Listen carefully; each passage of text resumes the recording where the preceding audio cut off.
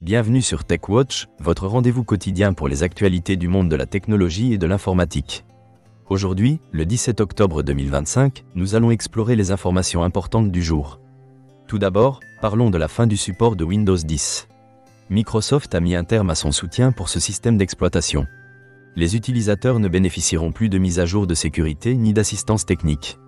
Les entreprises doivent désormais payer $61 hors taxes par terminal pour continuer à recevoir des mises à jour de sécurité étendues. Ce coût double chaque année, atteignant $244 lors de la dernière année. Cette situation expose les entreprises à des cyberattaques, incitant Microsoft à encourager la migration vers Windows 11. Bien que l'adoption ait été lente en raison des exigences matérielles, une accélération des migrations a été observée, avec Windows 11 atteignant 60% des déploiements en entreprise. De plus, les ventes de PC ont connu une hausse de 9,4% au troisième trimestre 2025, en partie grâce à cette transition.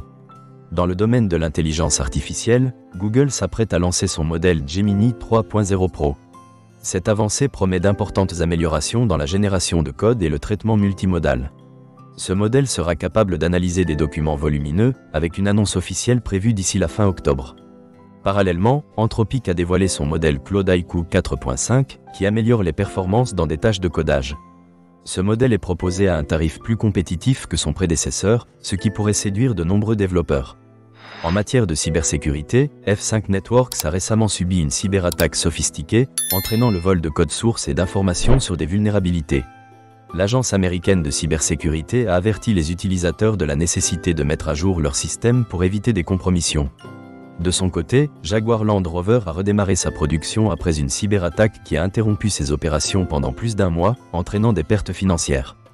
JameSpot a acquis SafeBrain, une entreprise spécialisée dans la sécurité des données et l'intelligence artificielle, afin de renforcer sa propre offre. Broadcom a lancé la carte réseau Tor Ultra 800G, conçue pour optimiser la connectivité et réduire la latence dans les déploiements d'intelligence artificielle à grande échelle. Nous avons également une nouvelle concernant un partenariat entre l'école d'informatique EPITA et Hugging Face.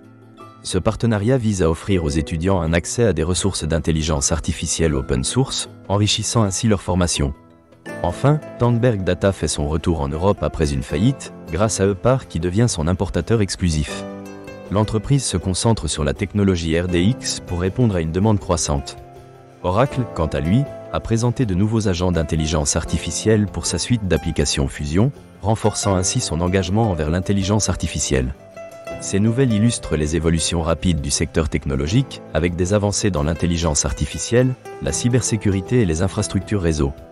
Les entreprises doivent naviguer dans ce paysage complexe pour tirer parti des nouvelles technologies tout en protégeant leurs actifs et leurs utilisateurs. Merci de votre attention et rendez-vous demain pour d'autres actualités brûlantes du monde de la technologie.